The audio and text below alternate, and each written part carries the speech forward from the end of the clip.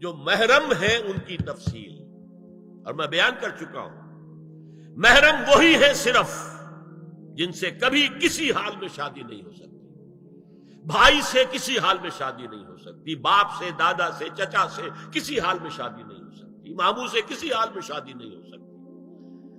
ہاں چچا کے بیٹے سے ہو سکتی ہے، وہ نامحرم ہے۔ ماموں اور خالہ کے بیٹے سے ہو سکتی ہے، وہ نامحرم ہے۔ تو فرمایا کن کے سامنے ظاہر کر سکتی ہے؟ الا لبعولتہن، سب سے بڑھ کر تو شوہر،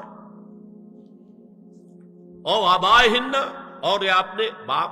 اچھا باپوں میں نوٹ کیجیے، باپ حقیقی ہو، اخیافی ہو، اللاتی ہو یا رضاعی ہو، یہ چاروں قسم کے باپ اس میں شامل ہیں۔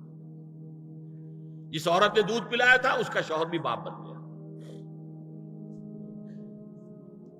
او آبائے بعولتہن، اپنے شوہروں کے باپ، یا ابنائہن، ان کے اپنے بیٹے، بیٹوں میں بھی آئیں گے چاروں، اللاتی، اخیافی، عینی اور رضاعی۔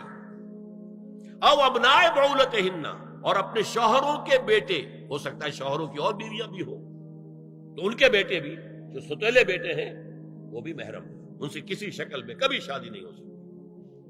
او اخوانہن، یا ان کے بھائی، او ابنائہن، یا اپنے بیٹے، او ابنائے بعولتہن، یا اپنے شوہروں کے بیٹے، او اخوانہن، یا اپنے بھائی، او بنی اخوانہن، یا اپنے بھائیوں کے بیٹے، او بنی اخواتہن، اپنا بھتیجا، شوہر کا بھتیجا نہیں، اپنا بھتیجا محرم ہے، اپنا بھانجا محرم ہے، شوہر کا بھانجا محرم نہیں ہے۔ او نسائہن، یا ان کی عورتیں، اپنی عورتیں، جان پہچان کی عورتیں۔ ہر عورت بھی محرم نہیں ہے، نوٹ کر لیجئے، نسائہن، عورتیں بڑی بڑی قطامائیں ہوتی ہیں، وہ کیا کیا فتنے اٹھاتی ہیں، آتی ہیں گھروں کے اندر، کیا ذریعہ بنتی ہیں پھر پیغام رسانی کا، اور خرابی پیدا کرتی ہیں۔ اور اس میں کمال ہے جو مجھے واقعہ سنایا پروفیسر یوسف سلیم چشتی مرحوم نے سر سید احمد خان کے بارے میں۔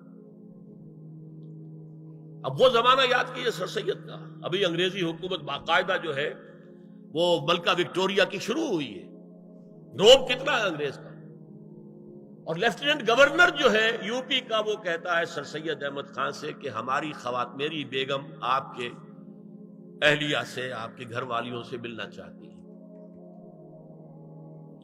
سر سید نے جواب دیا ہماری عورتوں کا اجنبی عورتوں سے بھی پردہ ہے، ہماری عورتیں آپ کی بیگم سے نہیں مل سکتی۔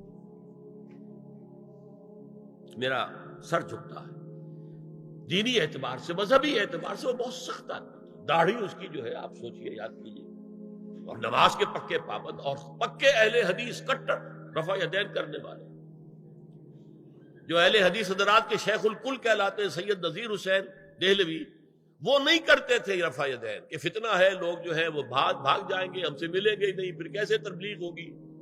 سر سید نے ان سے جب مباحثہ کیا تم لوگوں سے ڈرتے ہو، وہ مجبور ہو کر انہوں نے رفع یدین شروع کر دیا، ورنہ وہ نہیں کرتے تھے، کٹر۔ بس یہ دوسری بات ہے کہ تفسیر قرآن لکھ کر انہوں نے خام خواہ ایک بہت بڑا فتنہ شروع کیا جو ابھی تک انڈے بچے دے رہا ہے، وہ میرا اس وقت کا موضوع نہیں ہے، پھر کبھی اس پر بات ہوگی۔ او ما ملکت ایمانہن، یا جو ان کے داہنے ہاتھوں کی ملکیت ہو، باندیاں، غلام۔ اس میں عرض کر چکا ہوں کہ اس میں کافی اختلافات ہیں، یہ بھی ہے کہ اس سے مراد صرف باندیاں ہیں، غلام مرد نہیں، یہ بھی ہے کہ مرد بھی ہے، اور یہ بھی ہے کہ مرد جب تک کہ وہ بالغ ہوتا، لیکن میں اس بحث میں یہاں نہیں جانا چاہتا، یہ پھر فقہ کی بحث ہو جائے گی۔ اب التابعین غیر اولی الارباح، کچھ ایسے لوگ بھی ہوتے ہیں، کوئی کسی کے گھر میں کوئی اندھا آدمی رہ رہا ہے، یا کوئی اور کسی وجہ سے کوئی مریض ہے، اسے آپ نے پناہ دے رکھی ہے، انہیں عورتوں سے کوئی سروکار نہیں ہوتا۔